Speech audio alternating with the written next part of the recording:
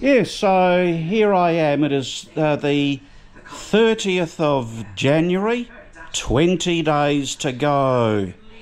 And right at the moment I have been packing all morning and currently sitting down watching some Blackadder before I go. But, however, the inevitable must come. It is now time for my practice ride. I've been experimenting with bike configurations, like how do I pack the luggage and that sort of thing. And today I'm going off again to Calgary to do an overnighter. So what are my plans?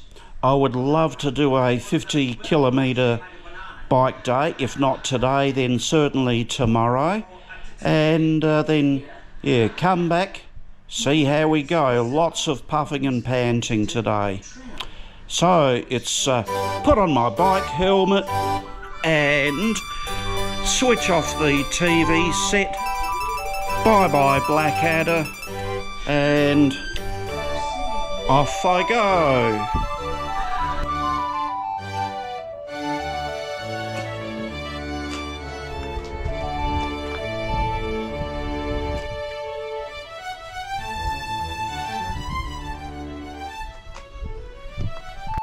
G'day Franzo risers, and welcome to another exciting instalment of the coverage of the Tour de Franzo 2024. Well, this is Franzo speaking from the comfort of my room back at Franzo HQ at the moment, without my bananas jersey. But anyway, today's the 5th of February, and do you know what that means, Franzo risers? Yes! 13 days of work left. Well, that's calendar days. Count them, Franzo risers. 10. 13 days. That is before I use my long service leave, before heading off for the big one on the 17th of March. So what's been happening in my preparations? Well, the big thing of late has been to do a practice run with a loaded bike on my 2 days off last week. That was on Tuesday and Wednesday. And as you can probably see, the bike was even more loaded up, even more than my last overnighter. Unfortunately, though, it was probably a bit too enthusiastically loaded up. But first, the route. I began on Tuesday afternoon from Franzo HQ in Lower King, but this time, instead of continuing along Lower King Road, I went down Norwood Road to enjoy the big, long, gradual uphill run to Chester Pass Road. First of all, to the roadhouse at Baker's Junction. And from there, I kept going uphill along Chester Pass Road to Calgary, via the even bigger uphill at Montgomery Hill. Even the trucks slog up that one. And then there was a fun downhill run into Upper Calgary. So that was the outbound route, and we'll have a look at the homeward bound route later on in the video. So anyway, I set off at about 2 p.m, and as already noted, it was overall uphill. Up, with a little bit of fun down. Footage of the views shows what the climb was like overall, going past Baker's Junction. Well, there were some dips, and they are certainly welcome. It was gradually uphill all the way. I finally arrived at Calgary about 15 kilometres away from home, about 5 p.m. So that made for about 3 hours travelling, whether it be on the bike or slogging on foot. Well, it was a slow trip, pedalling uphill while I can, and then huff and puff for a bit before continuing on. I'm pleased to say that I did rather little getting off the bike and walking that afternoon, so that was pleasing. And then I sat down to contemplate my next move.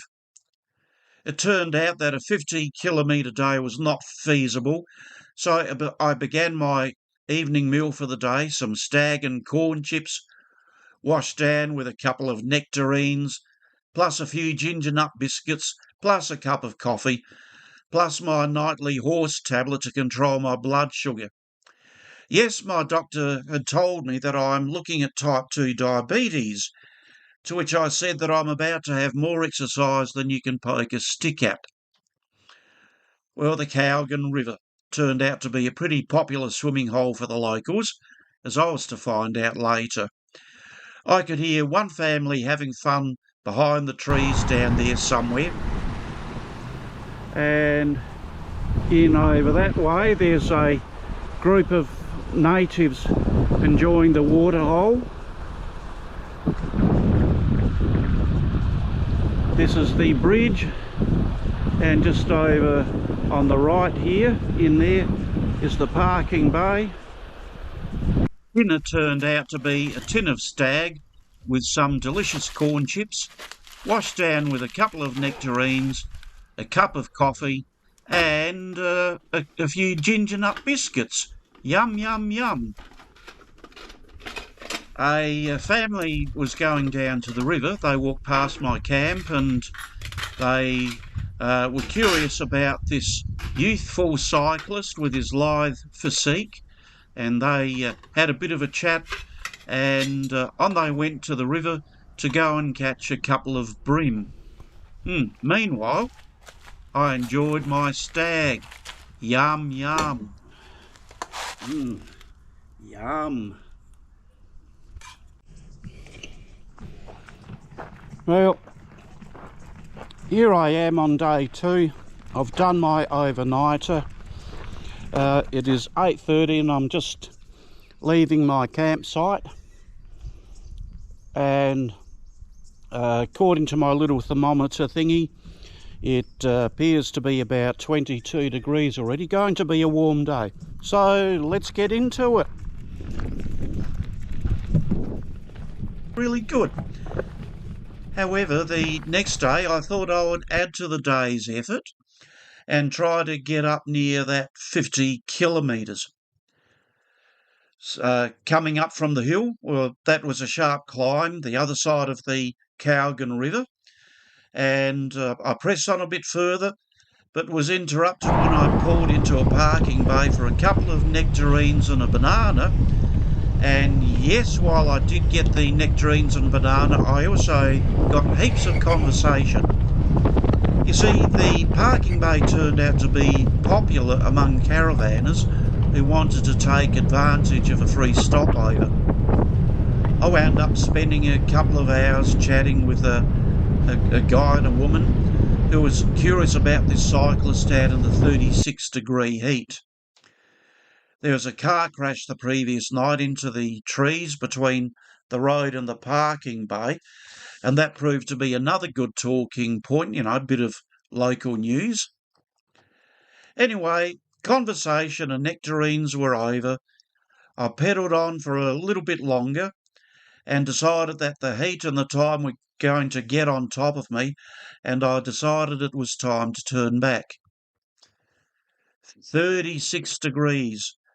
Was a warm day down in the Great Southern. I know it's nothing up there in Marble Bar, but it's plenty warm enough for us Great Southerners, and I felt the need to cool off. Well, when I got back to Cowgan, it was down the river for a paddle, a good soaking and a good night's sleep for a while in the copious shade to sit out the worst of the heat. What more could I want? Maybe a couple of pina coladas, maybe a few hula girls. Well, that might have been welcome, but you can't have everything, can you? Well, shade notwithstanding, it was time to press on highwards. Up the hill, down the hill, up more hill, until I reached Mead Road and contemplated the even more hills before reaching Baker's Junction. I thought, nah, hell no, it can't be worse than this. So I decided to take Mead Road down towards the coast, thinking that this had to be more or less downhill, and by and large that was true. I hadn't done Mead Road in years and years. It was narrower than the main road, and that's fine because I only need so much of the road as a cyclist. It was certainly much quieter than the highway, and the bonus was right here, where there was actually some much welcome shade from the trees on either side of the road, and that made the trip much cooler. Now, I know that there won't be much shade going across the Nullarbor, but I will certainly take it when it's available. When I'm at Lower King Road, it was a different story though. This was the first day of the school year, and the traffic from Great Southern Grammar, just a couple of 100 kilometres down the road, right to King River down the other way, was one long car snake. My father used to call it eine lange Autoschlange. It was hard to get across the road in the first place for one bike and a trailer. It was okay to pedal on the flat bits with care, but I had to have some care because there was no verge to speak of, and it was probably near suicidal if it turned out I took on more than I could chew trying to mount the bike halfway up one of those hills. Traffic on Lower King Road on Wednesday afternoon. Most of that road back to It's Lower a killer. King, to Frosty Fruits ice cream and a delicious cool drink. The closest thing I could get to an actual pina colada and a hula girl. So that's it for now. Click like and subscribe if you like this content, and if you like, you can shout me a beer via my GoFundMe account.